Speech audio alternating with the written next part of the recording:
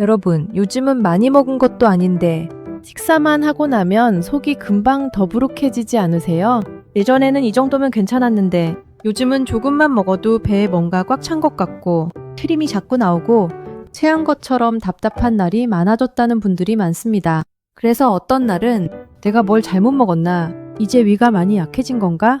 이런 생각도 들게 되죠. 그런데 여러분, 이건 단순히 한 끼를 잘못 먹어서만 생기는 일이 아닐 수 있습니다. 몸의 리듬과 소화 방식이 예전과 달라지고 있다는 신호일 수도 있거든요. 오늘 인생학교에서는 여러분의 막힌 속을 시원하게 뚫어줄 이야기를 준비했습니다. 왜 예전보다 소화가 훨씬 더 힘겨워진 건지, 그리고 우리가 흔히 겪는 단순 체기와 정말 위험한 소화불량은 어떻게 다른지 명확히 짚어드릴게요. 영상 끝까지 보시면 오늘 저녁 식사부터 바로 적용할 수 있는 편안한 속 만드는 비결을 얻어가실 수 있습니다.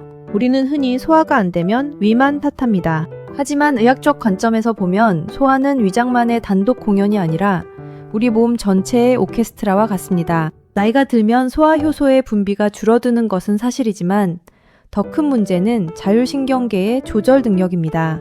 우리가 스트레스를 받거나 생활 리듬이 깨지면 위장을 움직이는 스위치가 제대로 작동하지 않게 되죠. 즉, 소화불량은 위장이 약해진 결과가 아니라 우리 삶의 리듬이 삐걱거리고 있다는 증거입니다. 나이 탓만 하며 포기하기엔 아직 이릅니다. 여기서 잠깐, 여러분이 그동안 당연하게 믿었던 상식들이 사실은 소화를 더 방해하고 있었다면 어떠시겠어요? 많은 분이 속이 안 좋으면 습관적으로 소화제를 찾거나 무조건 죽만 드시곤 합니다. 하지만 소화제는 일시적인 방편일 뿐 우리 몸 스스로 소화하는 능력을 오히려 잠재울 수 있습니다. 밀가루만 끊으면 다 해결되겠지 라고 생각하시는 분들도 많죠. 물론 밀가루가 부담을 줄 순 있지만 더 본질적인 원인을 두고 음식 종류만 바꾼다고 해서 근본적인 답답함이 사라지지는 않습니다. 중요한 건 무엇을 먹느냐보다 내 몸이 받아들일 준비가 되었느냐입니다. 자, 그럼 도대체 무엇이 우리 속을 이토록 괴롭히는 걸까요? 특히 두 번째와 세 번째 이유는 꼭 귀담아 들어주세요. 첫 번째, 너무 빨리 먹는 습관.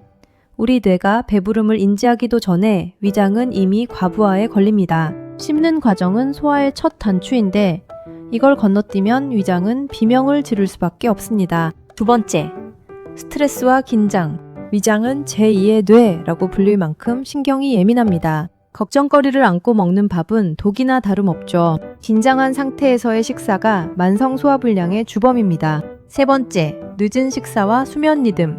위장도 퇴근 시간이 필요합니다. 늦게 먹고 바로 자는 습관은 위장을 밤새 잔업시키는 것과 같습니다. 네 번째, 장과 위의 연동 정체. 위에서 장으로 음식이 제때 내려가지 못하고 쌓이면 부패가스가 생깁니다.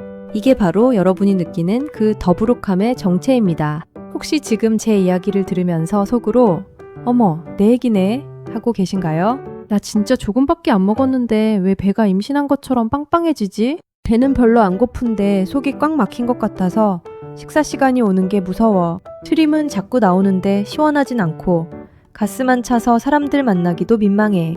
이런 경험을 하고 계신다면 지금 여러분의 몸은 에너지를 소화하는데 온 힘을 다 써버려 지쳐있다는 뜻입니다. 자, 그렇다면 이 답답한 굴레에서 어떻게 벗어날 수 있을까요? 복잡하게 생각하실 필요 없습니다. 오늘부터는 딱 3가지만 기억하시면 됩니다. 첫째, 많이 먹지 않는 것보다 급하게 먹지 않는 것이 더 중요합니다. 많은 분들이 소화가 안 되면 음식 양만 줄이려고 하시죠. 물론 과식은 부담이 됩니다.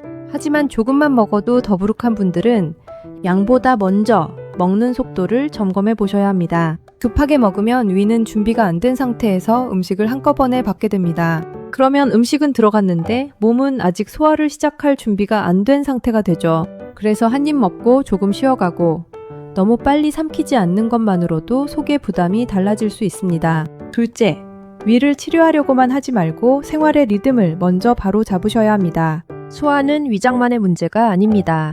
늦은 저녁 식사, 들쑥날쑥한 식사 시간, 식사 직후 바로 눕는 습관은 위를 계속 피곤하게 만듭니다. 특히 저녁이 늦을수록 자는 동안에도 속은 일을 해야 하니 아침에 더부룩함이 남기 쉽습니다. 가능하다면 식사 시간을 조금 더 일정하게 하고 저녁은 잠들기 너무 가까운 시간에 드시지 않는 것.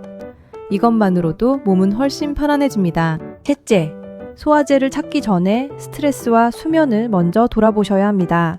이게 의외로 정말 중요합니다. 스트레스를 많이 받거나 잠이 부족하면 몸은 편안히 소화하는 상태보다 긴장한 상태에 더 가까워집니다. 그러면 위가 예민해지고 조금만 먹어도 속이 막힌 것처럼 느껴질 수 있습니다. 잘 자고 급한 마음으로 먹지 않고 몸을 편안하게 만드는 것. 이런 기본이 소화에는 생각보다 훨씬 큰 영향을 줍니다. 그러니까 여러분, 소화가 안 된다고 해서 무조건 위가 약해졌다고만 생각하지 마세요. 내가 어떻게 먹고 있는지, 얼마나 급하게 살고 있는지, 몸이 쉴 시간을 받고 있는지를 먼저 보는 것이 훨씬 중요합니다. 물론 단순한 습관의 문제로만 넘겨선 안 될 때도 있습니다. 만약 소화불량과 함께 통증이 극심하거나 갑자기 체중이 빠지고 삼키는 것 자체가 고통스럽다면 이건 몸이 보내는 적색 신호입니다. 특히 검은 변을 보거나 구토가 지속된다면 지체하지 말고 전문가를 찾아가세요. 나를 사랑하는 가장 좋은 방법은 내 몸의 경고를 무시하지 않는 것입니다. 오늘 우리는 소화가 안 되는 이유가 단순히 위장이 늙어서가 아니라는 걸 알게 되었습니다.